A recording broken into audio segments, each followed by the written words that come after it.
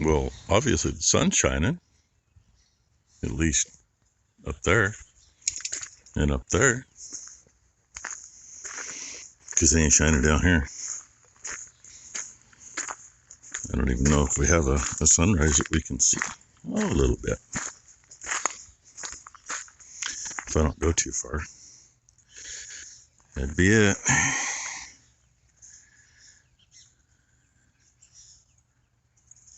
There you go. There's your sunrise. Well, would you look at that? I see Ty.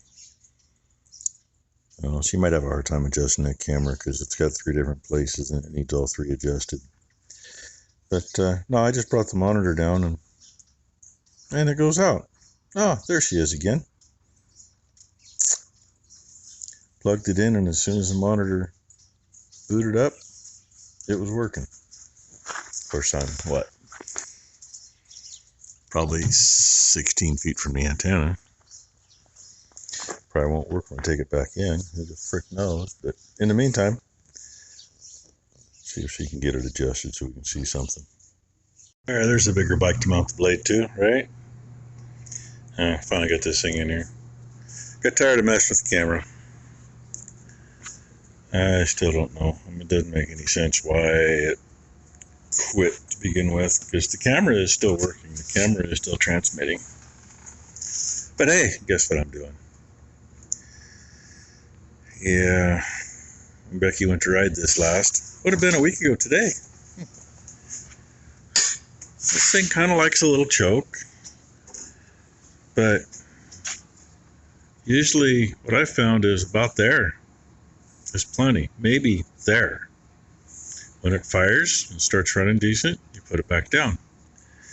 Becky had it there, and it was there for at least 10 minutes while it was coughing and sputtering, not wanting to run. Plug's over there in the vise. I just got done burning it out. And now to scrub out what I can, see if it'll run. And it looks like it's going to be a short video today. Ty already went home. She got some straw in for the 2-year-olds. They needed it bad.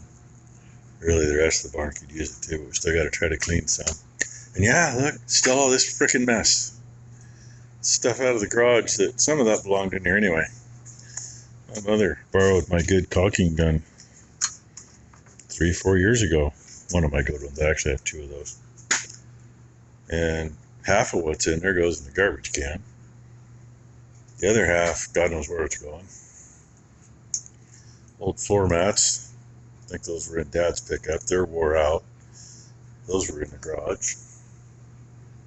They're wore out. They got holes in them. Why keep them? And then over here I got stuff for the cameras. I'm seriously thinking about just throwing one of those antennas directly on the camera again, like we used to be, and see if the damn thing ever picks anything up. Because they're connected. Work just fine, right? Until you get the monitor in the trailer. So, yeah. It's already a lot cleaner than it was. I just barely bumped it before I grabbed the camera. I just did about like that. But I'm going to try to get down inside. Probably blow it out too.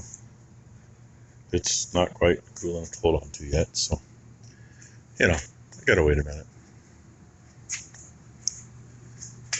I do got to say, I like this bike for the most part. I don't know if it's because of the torque or it's just too light, but in 2-wheel drive it spins around a lot more than the other bikes do. And of course, plug goes way down in there. And it's a tight hole for the socket. All the scratches on that socket are from pulling that plug in and out.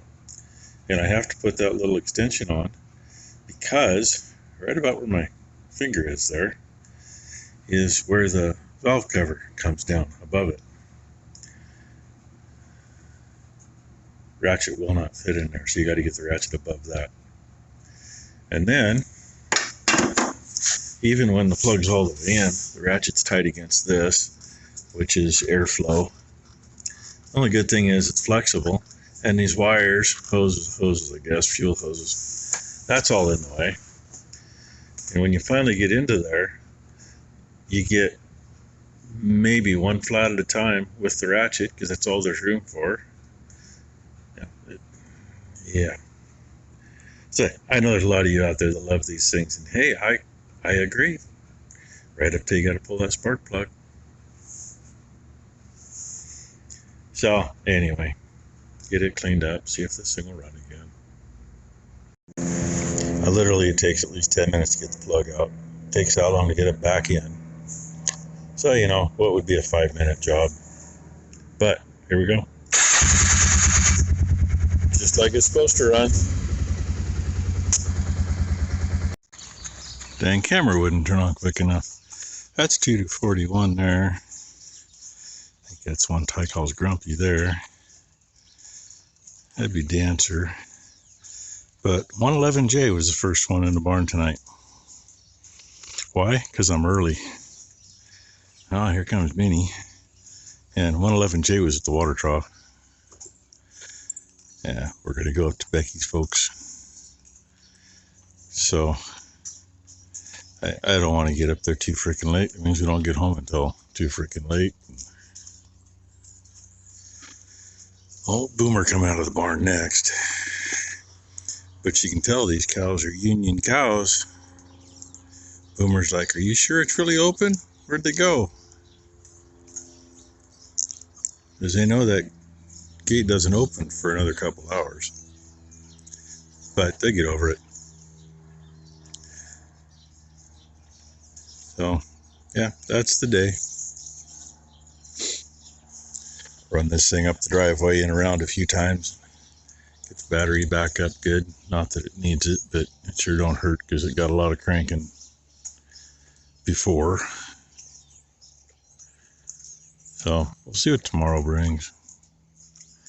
It's not supposed to rain tomorrow. I thought it was supposed to rain today, but God only knows. You know how the weather guessers are.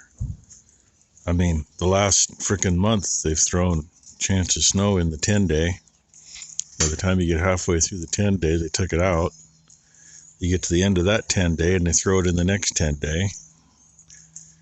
You know, we were supposed to have snow, well, 8 days ago. They said we were going to have snow yesterday. And the day before. 40, 45 degrees out. So, anyway, go park this thing and take me a shower. See if Becky's ready to go by then. But see how slow they are coming out. And you've seen them when it's time to go in. They're standing out here waiting. It's alright. They can have a little extra time in there. Not so sure about the kink in that one's tail. Not the one peeing, but the other one. I think she took a dump before she come out. She don't look ready to calve yet. Anyway, thanks for watching, everybody. Hope you all had a great Saturday. Hope everybody has a great Sunday. And I say, we'll see what tomorrow brings.